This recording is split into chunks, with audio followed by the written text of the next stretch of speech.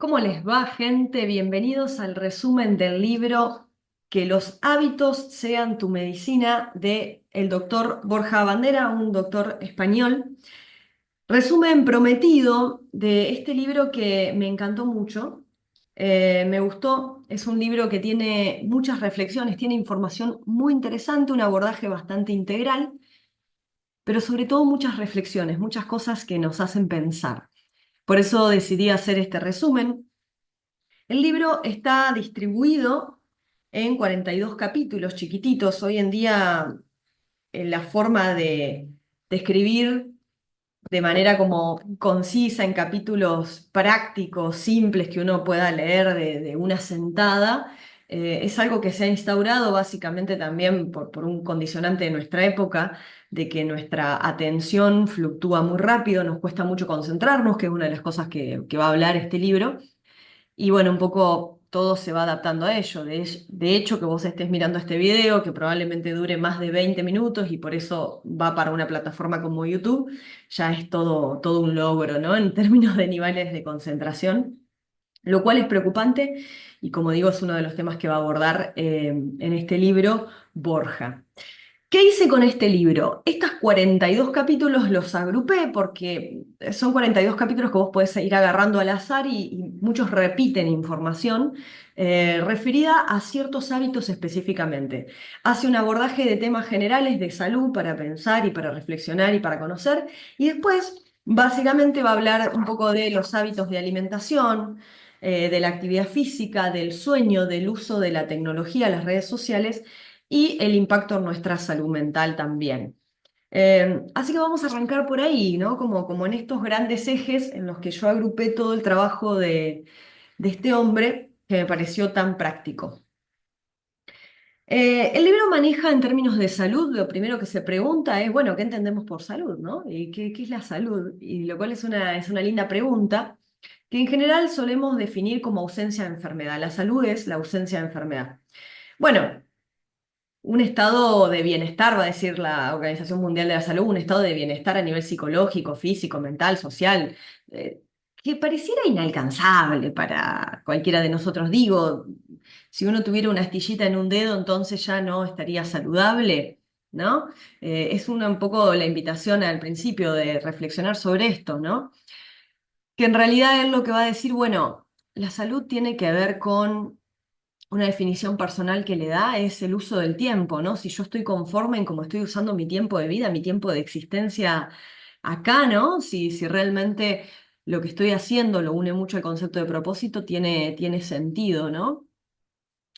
Y que en realidad uno puede estar enfermo, entre comillas, por tener algún tipo de enfermedad y a su vez ser una persona de alguna manera saludable. Y hay muchas personas que están saludables y por falta de propósito, por falta de sentido, por falta de un montón de cuestiones, digamos, saludables físicamente, pero no en otros términos. Entonces, bueno, empieza a relativizar el concepto de salud y habla básicamente del mayor grado de salud que uno pueda conseguir de alguna manera, pero siempre con alguna finalidad, que es lo que muchas veces yo hablo con el tema de hábitos, ¿no? Bueno, ok, vamos a modificar hábitos, vamos a generar cuerpos, mentes más saludables, ¿y qué vamos a hacer con eso? ¿Qué vamos a hacer con esa energía, con esa salud? ¿Para qué? ¿Al servicio de qué? Porque, bueno, un poco los seres humanos necesitamos que la cosa tenga sentido.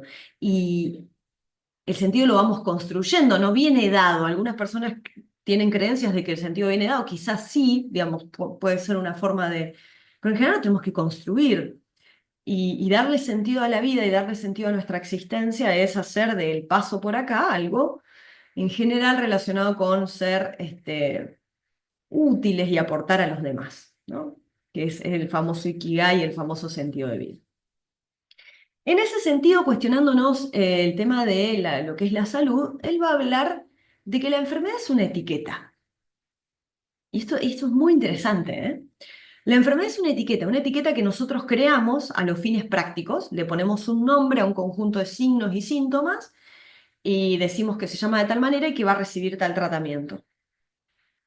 Esa etiqueta va variando según la cultura, según el momento histórico y según los intereses comerciales. Y este tercer factor no es para nada menor y es uno de los factores a los que más relevancia le va a dar, ¿no? Ahora, esta etiqueta que usamos con fines prácticos muchas veces termina, digamos, nos cuesta entender que es solo una etiqueta. Por ejemplo, si nos ponemos a pensar, la homosexualidad hasta no hace muchos años era considerada una enfermedad. Hoy en día no, quizás en algunas culturas sí, ¿no? Entonces, entender que, digamos, los indicadores, incluso en enfermedades físicas, que es una de las cosas que va a marcar, los indicadores en enfermedades físicas también varían, ¿no? ¿Qué indicador necesito para considerar una persona hipertensa? ¿Qué indicador necesito? Bueno, todas esas son convenciones sociales, eh, con lo cual también se van creando de alguna manera estos diagnósticos. Y lo que él dice es, tenemos que ser conscientes de esto. Tenemos que ser conscientes de esto y no dar por hecho que una etiqueta diagnóstica es algo que es, por así decirlo, natural, sino que es una construcción, pero sobre todo cuando responde a intereses comerciales. Y ahí hay un punto muy fuerte. El objetivo del libro es empoderarnos a niveles de salud. Yo ahí comparto mucho los valores del autor y por eso me interesa también difundir.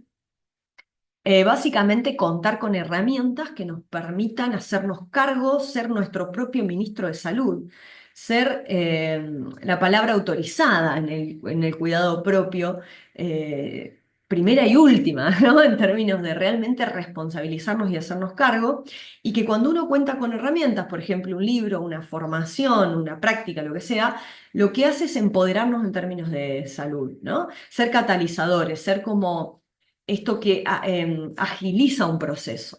Un libro puede agilizar el proceso de autocuidado, ¿no? Un programa puede, un taller puede agilizar, ver este video puede agilizar tu proceso de autocuidado. Es un catalizador, algo que hace que la cosa vaya más rápida, por así decirlo, porque uno cuenta con la información que necesita, que es un gran paso, y porque nos ayuda a empezar a tomar conciencia. Entonces, tener estas herramientas nos va a ayudar a modificar nuestra conducta, en última instancia, nuestro estilo de vida, nuestros hábitos, que es lo que el autor propone, sean nuestra medicina. En términos generales, no, biológicamente no podemos escapar de la enfermedad, es decir, si nos sucede, nos sucede, de alguna manera estamos programados porque también de alguna manera esto suceda, pero sí que él va a hablar de elementos generadores de salud y de elementos generadores de enfermedad. Y en ese sentido, nuestros hábitos pueden ser, pueden estar de un lado o del otro. Pueden ser hábitos que nos sean beneficiosos, ¿no? O que nos sean costosos, ¿no? Pueden ser hábitos que nos rindan, rentables o costosos, como un elemento generador de salud. Ahora, en ese sentido, tenemos que ser conscientes, en términos de enfermedad, que hoy en día la mayoría de las enfermedades crónicas son no transmisibles, es decir, que son producto de este estilo de vida que tenemos. Pero este estilo de vida está dentro de un marco de un contexto social, que es lo que él va a remarcar continuamente, que nosotros estamos continuamente batallando contra toda una industria farmacéutica, alimentaria, de entretenimiento, en donde lo que se fomenta son más elementos generadores de enfermedad que de salud. Y en ese sentido, gran parte de la masa de enfermedades crónicas que tenemos, no transmisibles, como puede ser la diabetes, como puede ser la obesidad, son producto de todo un entorno social que nos está empujando hacia otro lado. Lejos de utilizar esto para victimizarnos, lo que el autor va a proponer es, che, seamos conscientes y empecemos a trabajar en nuestro estilo de vida, en nuestros hábitos. Voy a tomar un matecito. Para eso va a utilizar un concepto que me gustó mucho, que es añadir sentido de urgencia al cambio. Cuando uno en general suele cambiar, o sea, entendiendo que cambiar duele, si no doliera las personas cambiaríamos con mucha mayor facilidad, ¿no? Dejaríamos los hábitos no saludables por otros hábitos sin que, por ejemplo, tengas que estar viendo este video o sumando herramientas e información y demás, porque no sería tan difícil. Pero lo que sucede es que como cambiar duele, muchas veces ¿cuándo viene el cambio? De la mano de la urgencia. Cuando llegaste a los 40, a los 50, el médico te sentó enfrente, te dio el diagnóstico. Hoy en día, en edades mucho más tempranas, estamos viendo muchísimas enfermedades en niños, en adolescentes. Pero bueno, cuando de alguna manera se planta ese sentido de urgencia de, che, o cambio, o el destino que esto va a tener, ya sabemos cuál es. Y lo que el autor propone es empezar a generar nosotros ese sentido, a añadir nosotros ese sentido de urgencia para que no tenga que venir de afuera, que no llegue el día en el que no te quede opción, sino que lo puedas generar vos. Y eso me parece sumamente interesante y es a lo que yo apunto también, a tomar conciencia, teniendo en cuenta que el largo plazo nos cuesta mucho. Una de las ideas principales del libro, que lo va a mantener durante todos los capítulos prácticamente, o la mayoría de ellos, es esta cuestión de lo que nos cuesta pensar en el largo plazo y de cómo somos tan cortoplacistas y tan guiados por el placer del momento, que biológicamente estamos diseñados para eso. Biológicamente estamos diseñados para eso. Entonces, realmente es un gran trabajo el que hay que hacer para cambiar, para adquirir hábitos saludables. Pero este sentido de urgencia al cambio me pareció uno de los conceptos más interesantes. Teniendo en cuenta que tu cerebro es una máquina justificadora, es una máquina de generar coherencia, ¿no? Entre lo que hay dentro y lo que hay fuera, con lo cual, cuando hay una información que es disruptiva, ¿no? Tendemos a justificar y a veces de manera bastante infantil, ¿no? El famoso, bueno, yo conozco una persona que fumó toda la vida y se murió a los 97 años, que es una de las cosas que va a hablar el autor, hacer de la excepción la regla y justificar que, bueno, de algo hay que morir, y bueno, todas esas cosas que uno suele escuchar y que uno mismo ha dicho quizás alguna vez frente a cambios que nos cuestan mucho. O esa arrogancia inconsciente de, bueno, a mí no me va a pasar, o espero que no me pase, ¿no? Como esa expectativa infantil poco realista de, bueno, estoy rogando que haya un milagro de yo estar haciendo las cosas de tal manera, pero que a mí no me toque. En fin, me parece muy interesante el sentido de urgencia al cambio y creo que es uno de los elementos más interesantes para poder pensarnos a la hora de cómo queremos estar de acá a 5, a 10, a 15 años nosotros ahora desde nuestro presente y no que en nuestro futuro la urgencia no nos deje opción. Y eso me parece muy interesante porque, ¿qué suele decir la gente cuando ve a alguien disciplinado con hábitos saludables que obviamente escapan a la norma de lo que hoy en día sucede? Que sos un esclavo, que sos un esclavo. Te piensan un esclavo porque te levantás temprano para ir al gimnasio o porque tratás de modificar tus hábitos alimentarios. Y lo muy interesante de esto es darte cuenta que sos un esclavo cuando no tenés opción, no cuando estás eligiendo. Porque cuando te llega el diagnóstico y no hay opción, ahí sí que perdiste libertad. En cambio, cuando desde tu presente vos proyectás tu futuro y decís, ok, ¿qué futuro quiero en 1, en 5, en 10 años? Hay mucha más libertad en eso, hay mucha más libertad en el cuidado que viene de una motivación intrínseca del momento que en un cuidado que llega por una urgencia que no me deja más opción. Así que me parece algo muy interesante de pensar. En este sentido, va a hablar de que ser fuerte y de que estar fuerte y ser saludable es el mayor regalo que le podemos hacer a otros. Y comparto completamente esa visión porque la vivo y la viví en carne propia. Cuidarte es el mayor regalo que le podés hacer a otro. Porque lo que vos, primero porque vas a poder dar, o sea, quien no esté en disponibilidad de dar, sea física, mentalmente, no está sumando, ¿no? A lo sumo, ponele que esté neutral frente al mundo. Pero en la mayoría de los casos restamos. Cuando estamos rotos, cuando estamos agotados, cansados, estresados, inflamados, con hábitos malísimos, digamos, débiles, ¿no? Que nos enfermamos continuamente, estamos restando al mundo. Primero porque utilizamos más el sistema de salud.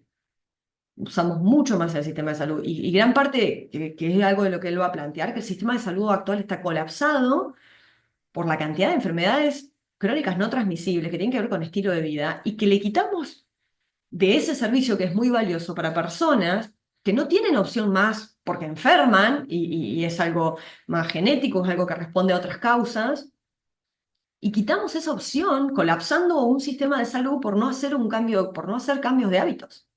Con lo cual, el tema de a ver quién es realmente altruista me parece muy interesante. Y esto yo lo viví muchas veces, ¿no? De creerme que era una salvadora total porque daba todo por otros y trabajaba un montón de horas y un montón de cuestiones.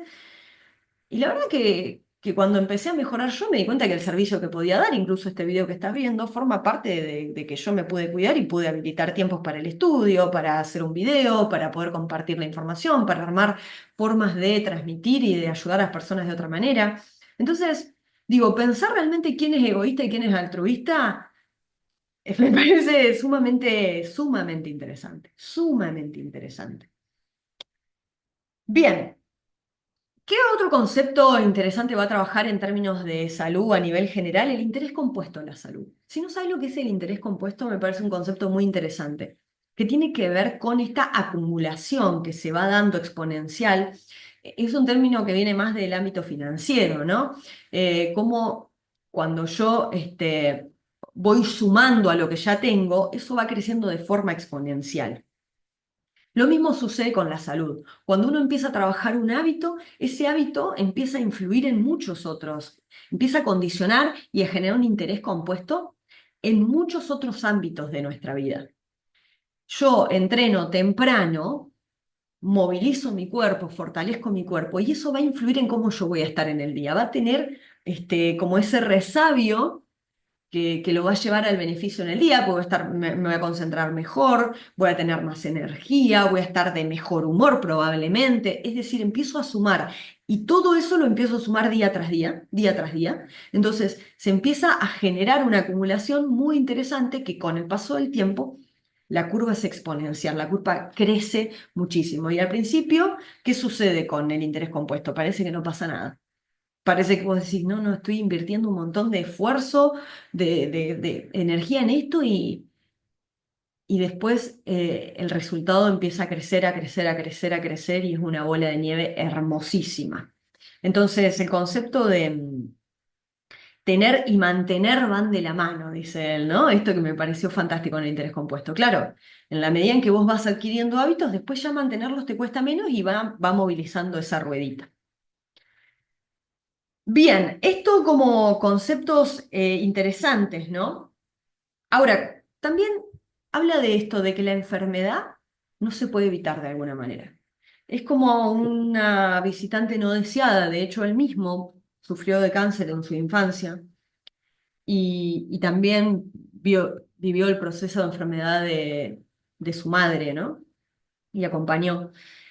Pero va a hablar de que, ok, si no nos queda otra, si en algún punto enfermamos por algo, puede suceder, habiendo trabajado todos nuestros hábitos y estilo de vida, considerar la enfermedad como una maestra, que a veces es muy duro de pensar esto, pero que tiene que ver con valorar, con estar presentes, con valorar, con volvernos mucho más empáticos, incluso abrir una dimensión espiritual en nosotros. Él va a hablar de que la enfermedad hace eso, porque claro, probablemente te ha pasado, si no has tenido alguna enfermedad grave, pero sí, como nos ha pasado a todos, qué sé yo, te doblaste un tobillo y de repente tenés que andar con muletas y empezás a valorar muchas cosas. Empezás a valorar lo fácil que te levantabas de la cama y te vestías antes. Cuando tenés un tobillo doblado que te duele, es mucho más difícil ir al baño. Empezás a valorar el día a día, ¿no? Cuando hay algo que no funcionaba como funciona, que uno lo da por hecho, ¿no? Eh, Uno da por hecho respirar, por ejemplo. Damos por hecho. Pero hasta que no tenés una enfermedad respiratoria o hasta que no te cuesta respirar, no entendés lo valioso que es, no lo valorás. Entonces, tener en cuenta que a veces las enfermedades nos hacen pensar en cosas y valorar la vida de otra manera y estar mucho más presentes y de hecho ser mucho más empáticos con quien está atravesando lo mismo o pueda llegar a atravesarlo en el futuro. Realmente es algo que a mí particularmente me pasó de trabajar con pacientes en rehabilitación física, ya sea por algún tipo de accidente o algún ACV o cosas por el estilo. Fue un clic en mi vida. Fue un cambio brutal de decir, che, la cantidad de cosas que yo doy por hechas, de que puedo moverme, de que puedo respirar, de que puedo hablarles a ustedes acá, de que tengo un espacio físico, la disponibilidad tecnológica.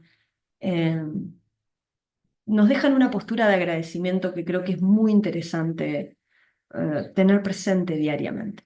De hecho, las prácticas de agradecimiento son prácticas que se utilizan mucho para esto, ¿no? Para poder enfocar también, ¿no? Porque nuestro cerebro siempre tiende a ese sesgo negativo de todo lo que está mal, de todo lo que nos falta, de lo que no tengo, bla, bla, y da por hecho un montón de cosas. Y me parece muy interesante. Probablemente si vos estás viendo este video, al menos sé que un celular, internet tenés, y probablemente un techito y quizás un mate. Bueno, no es poco, ¿eh? Aunque a veces nos sintamos mal con todo eso.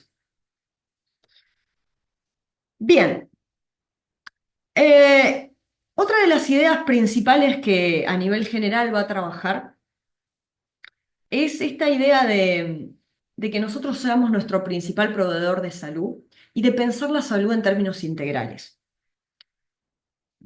Durante la pandemia pasó algo, recuerdo esto porque me pareció muy interesante, ¿no? Considerar el cuidado, durante la pandemia era, considero el cuidado que me pongo una mascarilla, que me pongo un barbijo.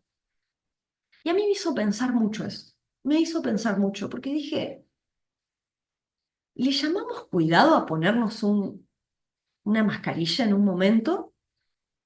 Pero sin embargo, hay tantas cosas que diariamente podemos hacer por cuidarnos, por cambiar nuestro estilo de vida, que no prestamos para nada atención, para nada atención. Entonces, esto de ser tu propio proveedor de salud y no estar esperando que venga alguien de afuera, sea tu ministro de salud del país o no sé quién, o la industria, que no va a suceder, todo lo contrario, a que te cuiden de alguna manera. Me parece muy interesante. Y él maneja esto de lo social y lo individual de una manera muy interesante porque él dice, no todo depende de vos, porque los condicionantes sociales están y están fuertes, pero vos tenés que actuar como si dependiera todo de vos. Fíjense qué interesante, no todo depende de nosotros, realmente tenemos determinantes afuera. Ahora, en términos prácticos, vos actúa como que todo dependa de vos. Porque no para culpabilizarte, porque esto que se habla mucho de la culpabilización, no, que los individuos los culpabilizamos cuando los factores sociales. No, chicos, realmente vivimos en ciertos entornos, esto que decíamos, ¿no? La etiqueta de enfermedad depende de los intereses comerciales, de la cultura, de la sociedad, del momento histórico. Ahora, cuando vos haces que las cosas dependan de vos, aunque no dependa todo de vos te empoderás, vos te haces cargo y entonces podés generar cambios, al menos muchos más que pensando que no tenés ningún tipo de control. Y eso me parece muy, muy interesante, muy, muy interesante. Ok, una de las cosas de las que va a hablar en ese sentido es que la ignorancia lleva a la hipocondría.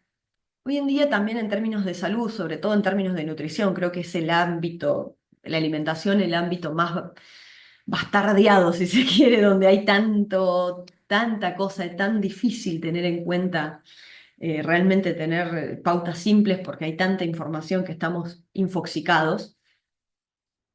Pero el término de ignorar ciertas cosas que nos lleva a la hipocondría me parece muy interesante, porque muchas veces ponemos mucho énfasis en esto, ¿no? En su momento se le puso mucho énfasis al alcohol en gel, a la mascarilla, pero ¿qué pasó después de todo eso? Porque los factores de riesgo para el COVID básicamente eran las enfermedades crónicas no transmisibles, digamos, que son las que podemos corregir y podemos evitar y prevenir con hábitos saludables. Che, ¿quién se puso a laburar después de la pandemia o de todos los que creían que se cuidaban un montón? Por suerte, mucha gente. Por suerte, vos sabés que mucha gente, ¿no? Porque sucedió un fenómeno interesante con la pandemia de conciencia, pero mucha otra no. Y a veces incluso los que nos pusimos a laburar, porque yo fui una de ellas, necesitamos seguir trabajando, necesitamos seguir puliendo algunas cuestiones. Entonces, darnos cuenta de que la ignorancia lleva a la hipocondría y de no hacer de la medicina una medicina defensiva, va a decir él, ¿no? Sobrepasarnos de medicina, sobrepasarnos de médicos, de estudios, de análisis, de un montón de cuestiones que a veces no son tan necesarios y focalizar más en cuestiones que sí son importantes. Evitar la sobremedicalización, que es otro de los conceptos que va a trabajar, sociedades sobremedicadas, ¿no? Obviamente que para calmar todos los síntomas de los malos hábitos, me medico, muchas veces nos medicamos con pastillas, con otras adicciones. Eh, entonces, son cuestiones lindas para ir reflexionando. Bien, la medicina no es saludable para quien la ejerce. Esta es otra de las reflexiones que alguna vez hablando con parientes que tengo que están en el ámbito de la salud y demás, yo le decía, me parece lo menos saludable del mundo para los enfermeros y para los médicos la forma en la que se ejerce la salud, la forma en la que el sistema le pide que ejerzan la salud.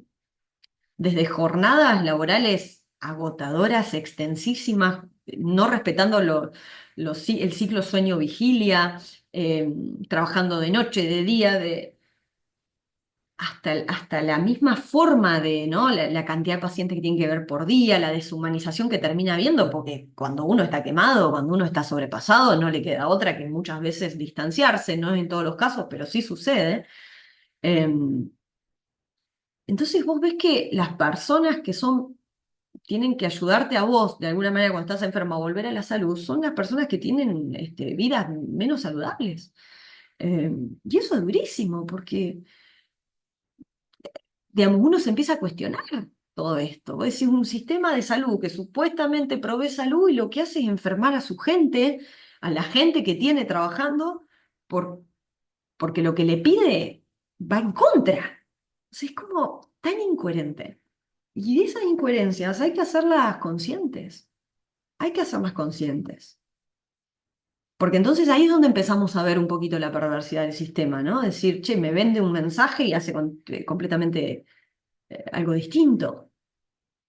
Porque digo, es el sistema como está armado el que obliga a la persona, al humano que está trabajando, al profesional de la salud, a mantener hábitos lo menos saludables posible. Y vos decís, es muy raro, o no, o tiene sentido, pero no el que nos gustaría. Tiene sentido. Ok, otro de los conceptos que va a trabajar en términos generales tiene que ver con los niveles de dopamina. Esta hormona, este neurotransmisor encargado de hacernos desear conductas que potencialmente son placenteras, ¿no? Este neurotransmisor que nos da ese shock de energía, de ganas de ir a realizar una conducta porque esperamos recibir placer de ahí. ¿Y qué pasa con la famosa dopamina? Tenemos niveles basales de dopamina, niveles de base y picos de dopamina. Nuestra sociedad actual se basa en estar dándonos shock continuamente de picos de dopamina, que lo que terminan haciendo es como placer, placer, placer, placer, placer viene, y voy y me guío completamente todo el tiempo por el placer, y lo que termina sucediendo es que mis niveles de bases de dopamina se disminuyen. Entonces necesito más picos para estar más hype, para estar más arriba, estoy todo el tiempo en esa búsqueda continua del placer, ¿no?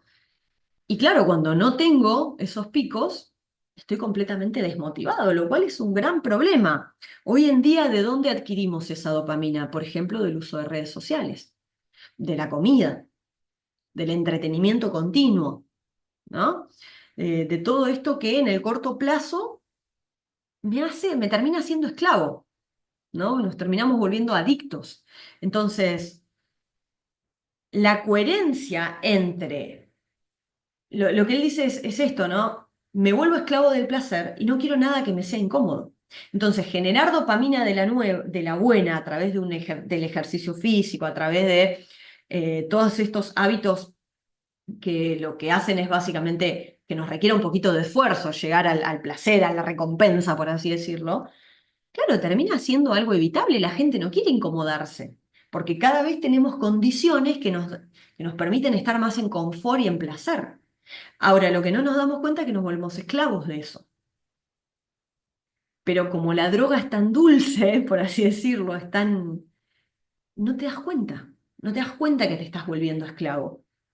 Y eso hace que a largo plazo tengamos las dificultades en términos de salud mental que tenemos, de personas con los trastornos de ansiedad, de depresión, la falta de motivación, la poca tolerancia a la frustración, porque todo queremos que sea placentero e inmediato y cualquier cosa que me requiera una incomodidad lo vemos como un monstruo. Por eso la gente cuando le decís, che, a entrenar, no, me duele. Y claro, y claro. eh, a ver, ¿cómo hacer de las condiciones de vida actuales que tenemos, poder disfrutarlas? Tiene que ver con este equilibrio entre placer e incomodidad, entre placer y esfuerzo.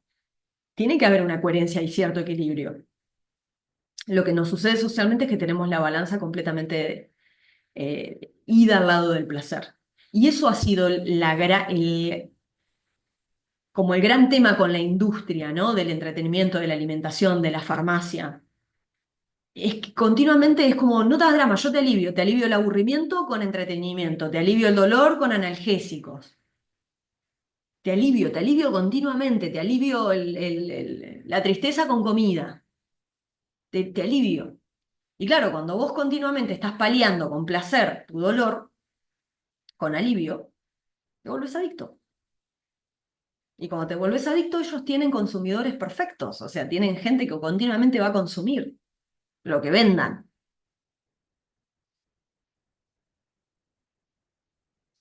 Es duro, no están ahí para...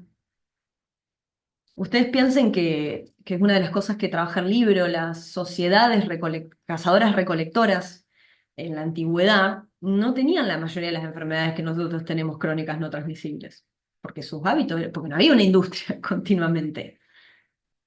Eh, lo vamos a seguir charlando, pero digo, están buenas las reflexiones, ¿no? Como para tenerlas en cuenta. Finalmente, uno de los conceptos que va a trabajar a nivel de salud en general tiene que ver con la moderación, que yo había hecho un video también de esto, de que la estabilidad es aburrida, la salud es aburrida, lo saludable es aburrido, porque está en el medio, porque no tiende a los polos, no tiende a los extremos, porque de hecho cuando te pasás, entre comillas, de hábitos saludables, que le dicen, digamos, como que ya utilizás, también te pasás y te vas de mambo y deja de ser saludable. Entonces... Claro, la salud está en el medio, es moderación y la moderación no vende. Lo estable, no vende, no vende en términos de salud. La gente que te dice con el gimnasio, me aburro. Y sí, es que no está, o sea, es que, claro, hemos creído que todo tenía que ser divertido. Chicos, porque yo me río porque, obvio que fui de esas personas. De que si no tengo el estímulo constante, dame algo divertido, que placentero, entonces no. ¿Y las consecuencias? Porque el punto es, está todo bien con eso. ¿Y las consecuencias?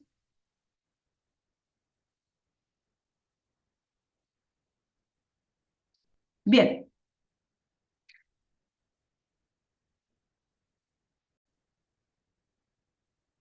eso en términos generales nos va a plantear el libro como cuestiones generales para pensarnos. Luego va a llevar un poco estos conceptos a diferentes hábitos, que son la base que yo también comparto, y uno de ellos es la alimentación. La alimentación que hoy en día es de lo más cuestionado, ¿no? Es un campo de batalla. Y lo que me gustó es que básicamente maneja un par de ideas generales que nos pueden servir a todos y atemporales, justamente basadas en evidencia, pero en el grosor de la evidencia científica y que me parece interesante, muy interesante. Una de las cosas que va a trabajar tiene que ver con la disponibilidad energética, ¿no? Con la comida. Nuestros antepasados, cazadores-recolectores, necesitaban gastar mucha energía, mucho movimiento, ¿sí? Para poder obtener alimentos, ¿no? Que le devolvieran esa energía y sobrevivir. Fantástico. ¿Qué nos pasa hoy en día? Tenemos disponibilidad de alimentos, de energía a golpe de clic de lo que querramos, en cantidades que querramos, y no requerimos hacer gasto energético para tenerlo. Con lo cual la balanza se ha ido a que ingerimos mucha energía que luego no gastamos. incluso sin irnos a nuestros antepasados recolectores, cazadores, recolectores, si pensamos hace 100 años, 50 años, la gente que vivía de otra manera en términos de, había mucha, la actividad física, el movimiento físico era mucho mayor al que tenemos hoy en día con la tecnología, donde uno pasa horas y horas sentado y produce y trabaja. Es decir, no nos tenemos que mover. Antes la supervivencia, la movilidad, el trabajo iba todo agarradito de la mano. La gente necesitaba moverse, digamos, necesitaba cocinar. Es decir, no había el delivery y las roticerías. Incluso en los 90, cuando yo nací, había roticerías claramente, pero no era algo tan común pedir comida hecha porque no era para nada económico, porque las familias, digamos, pedir comida para toda una familia, éramos muchos, digamos, por así decirlo, la gente tenía más hijos de las que tiene hoy en día también. Entonces, económicamente, digamos, era mucho más difícil, se cocinaba mucho más, los alimentos eran mucho más orgánicos, ¿no? Entonces, todos estos cambios que se han ido dando, que están buenísimos en muchas cosas, nos facilitan, pero en otras cosas nos hacen perder ese eje. La gente en el campo se movía mucho, comían mucho, mucho más orgánico, más saludable, pero continuamente su trabajo consistía en estar moviéndose. Hoy prácticamente no nos movemos, la mayoría de nosotros tenemos trabajos de oficina o trabajos que requieren muy poco movimiento. Entonces, la disponibilidad energética es mucho, el gasto es poco, y eso nos lleva a los grandes problemas que tenemos, ¿no? En ese sentido. A su vez, la comida tenía la función de esta recarga de nutrirnos y de esta recarga energética. Hoy en día la comida tiene muchas funciones y una de las mayores funciones es ser un analgésico emocional. Pero además es atracción turística, la gastronomía, se ha hecho de la gastronomía un arte, ¿no? Y tiene muchos otros usos, cosas de las que en general no somos conscientes. Entonces lo que el autor nos invita es a tener en cuenta que la comida es un reforzante natural, como es el sexo, es un reforzante natural, y que eso nos ha llevado a todo este sobreexceso y toda esta sobrealimentación, que hoy en día muere más gente sobrealimentada que de hambre. Entonces, a pesar de que hay mucha gente que tiene hambre hoy día a nivel mundial, pero es mucho más común el problema de la sobrealimentación que de la desnutrición, de la falta de alimentación, digamos, ¿no? Interesante.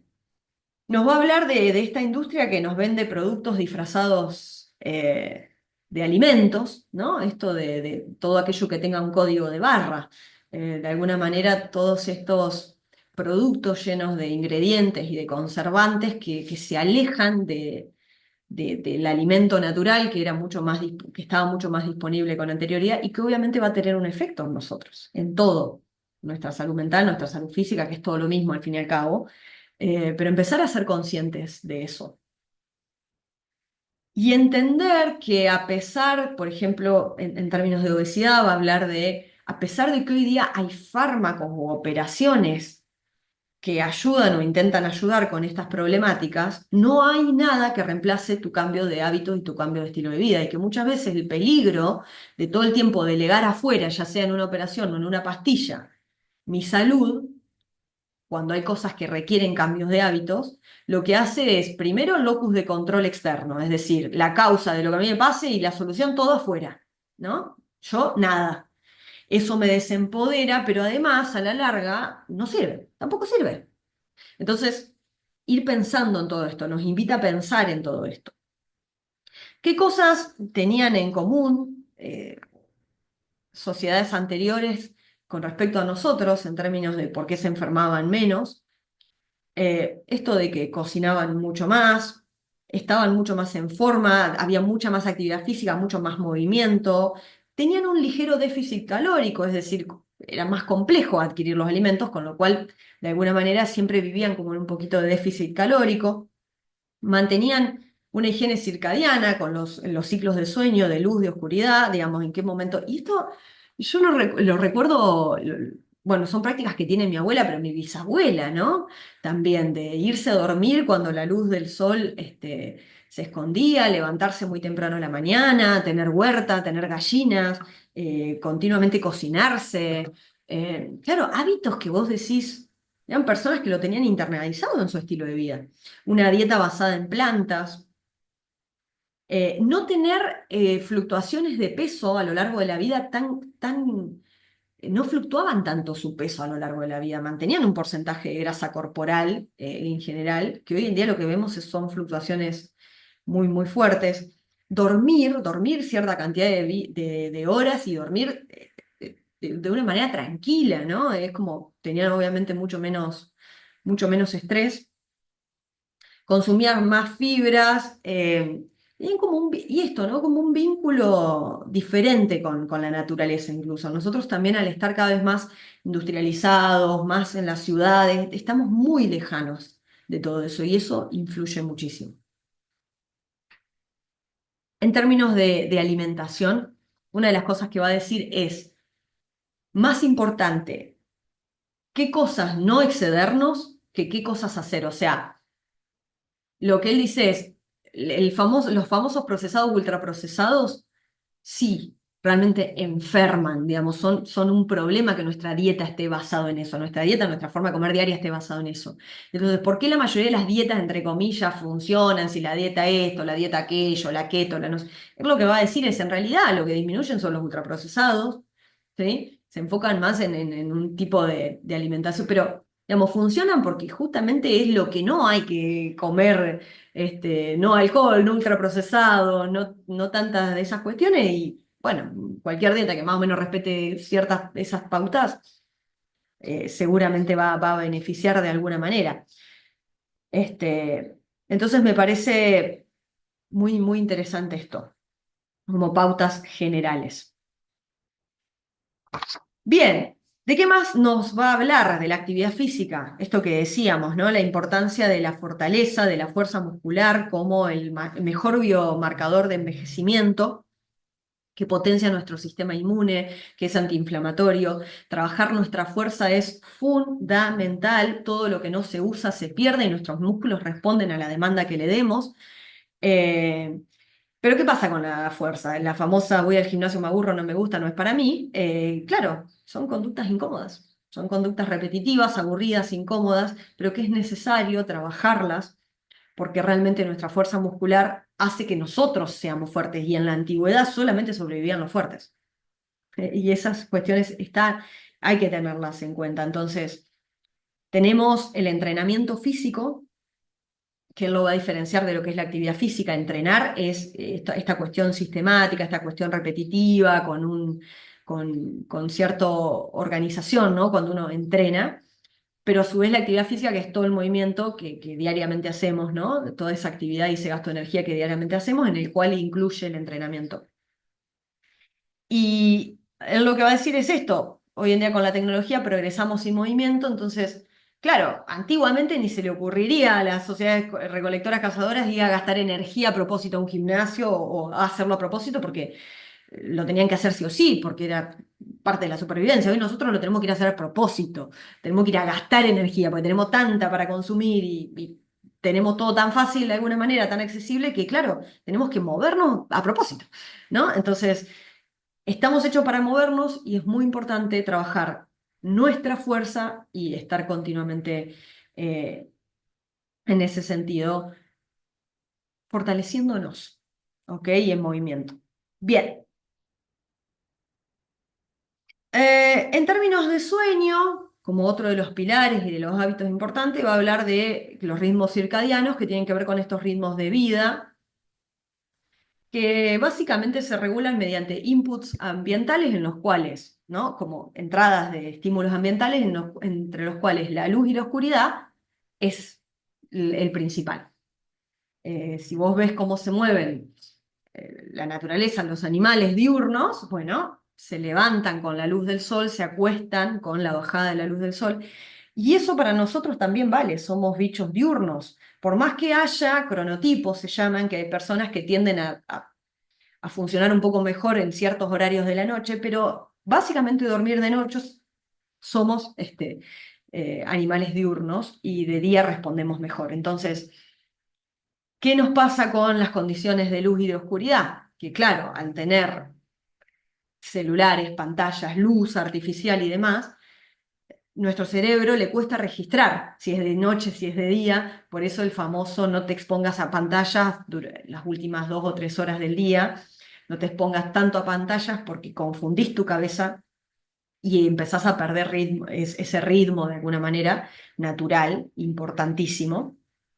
Eh, y sobre todo mantener ciertas rutinas de sueño, ciertos horarios, ¿no? Que hoy también eso lo tenemos como completamente dado vuelta, ¿no? Nos acostamos a cualquier hora, nos levantamos a cualquier hora, cuando lo que es muy, muy sano para nosotros es tener una higiene, de sueño y respetar horarios. Tener en cuenta que nuestra sociedad tiende mucho más al sedentarismo, al ocio nocturno y que eso no favorece para nada nuestros hábitos de sueño, además de la ingesta excesiva de sustancias excitantes, ¿no? De café, de chocolates, de cosas a la noche, de mucho azúcar que hace que nos cueste un poco más. Y sumado a esta desconexión de la naturaleza que decíamos, ¿no? Entonces, bueno, todas estas pautas, cuando uno las va entendiendo, cómo influye la alimentación, el ejercicio, la interacción social en nuestros patrones de sueño, ¿no? Son importantes para empezar a generar modificaciones. ¿Y qué es lo que se aconseja? Bueno, un poco esto del ayuno tecnológico, de no estar continuamente con pantallas, de poder poner límites, restringir algunas cuestiones, básicamente, y tener en cuenta esto de la luz natural. Bien. Eh, en ese sentido, el peligro de las redes, que es otra de los apartados a los que le va a dar como varios capítulos, el uso de la tecnología, sobre todo las redes sociales, que nos habla de esta hiperconectividad, de esta adicción que tenemos al placer del scroll, del mensajito, del like, cómo cerebralmente nos programa todo el tiempo de querer ir a buscar ese bicho que es el celular, digamos, que de alguna manera lo que hace es mantenernos en estados de analgesia emocional, ¿no? Porque el entretenimiento que nos aísla del mundo real, cuando uno quiere como desenchufarse del mundo real porque su vida no le parece tan agradable o ha tenido un día desagradable, y que lo que termina sucediendo es que la forma que tenemos es esta de estar sobreestimulados, ¿no? Sobreestimulados continuamente de información, con un consumo súper rápido de todo, que de hecho él tiene este dilema incluso con el libro, ¿no? Porque dice... Bueno, yo escribí este libro en capítulos muy digeribles, muy rápido, porque yo sé que la atención de la gente y la concentración de la gente no necesita como arrancar, terminar y vos lo ves porque yo que también genero contenido en redes, este contenido es rarísimo que alguien lo vea hasta el final, porque todo es rápido, cada vez los reels, incluso al principio yo hacía reels de 1 minuto y medio, hoy 1 minuto y medio es una locura para un reel. O sea, tenés que estar abajo del minuto y si menos de 30 segundos porque no se mantiene la atención. Entonces, digamos, esta discusión que tiene el autor de meter capítulos súper digeribles y rápidos, que también me pasa a mí, decir, bueno, terminás vos contribuyendo a que todo sea rápido y, digamos, entonces tenés una contradicción entre hago un contenido que no lo va a ver ni Dios, porque realmente es muy, muy difícil que la gente mantenga la concentración, o trato de ver cómo me voy adaptando y a su vez, bueno, hago un reel de 30 segundos y te invito a ver un video largo y que te sientes a tomar un mate, a disfrutar, a aprender, eh, que es otro tipo de comportamiento. Nada, estas dificultades de atención, obviamente lo que recién decíamos, tratar de no estar tan sobreestimulados, tratar de disminuir esa exposición y aburrirnos un poco más con libros, por ejemplo, ¿no? El libro, claro, vos agarrás esto esto es aburrido, ¿entendés? No tiene colores, formas, movimiento, ¿no? Y requiere un nivel de concentración. Entonces esto es una gran práctica, que antes era natural, pero ahora lo tenemos que practicar. Porque antes mover no era natural, ahora lo tenemos que practicar. De eso se trata, de tomar conciencia, ¿no? Ok. Y también va a hablar del peligro de la polarización de las redes. Esto que decíamos, lo moderado, lo estable, lo que está en el medio no vende, no vende. Entonces todo es polarizado, todo es extremo. Y los creadores de contenido entienden y saben eso, de llevar todo al extremo, de dar opiniones muy duras, muy rígidas, porque eso capta la atención, porque la gente con lo moderado no tranza. Con lo cual, el algoritmo además aprovecha porque conoce eso y te empieza a tirar, si vos te estás en un extremo de opinión de lo que sea, te va a tirar cada vez más data que confirme ese punto de vista. Con lo cual, las redes terminan haciendo esta hiperconectividad que parece que sé todo de todo. En realidad, termino sabiendo solamente la parte que a mí me interesa, que el algoritmo entendió que a mí me interesa y que me va a reforzar continuamente, bien llevada al extremo, que es lo que capta la atención. Sí, estamos agarrados por todos lados, desde la tecnología, con la comida, con la farmacia, con el concepto de enfermedad de salud. Más vale saberlo y empezar a hacer algo pero sí, es así de fuerte, ¿eh? Es así de fuerte. Ok, finalmente, ¿cómo impacta todo esto en salud mental, no? Bueno, sin duda que impacta tremendamente. De hecho, la falta de concentración, los problemas de adicción, esto de no poder retrasar la recompensa, de todo el tiempo ir al placer, a lo inmediato. Y no podemos construir, no podemos construir proyectos de vida, no podemos sostener trabajos, parejas, porque todos en algún punto, cuando nos chocamos con la dificultad, rajamos, ¿no? No queremos saber nada con la incomodidad. Entonces, el concepto básico es ese, es ese. En la medida en que uno no esté dispuesto a incomodarse en la vida,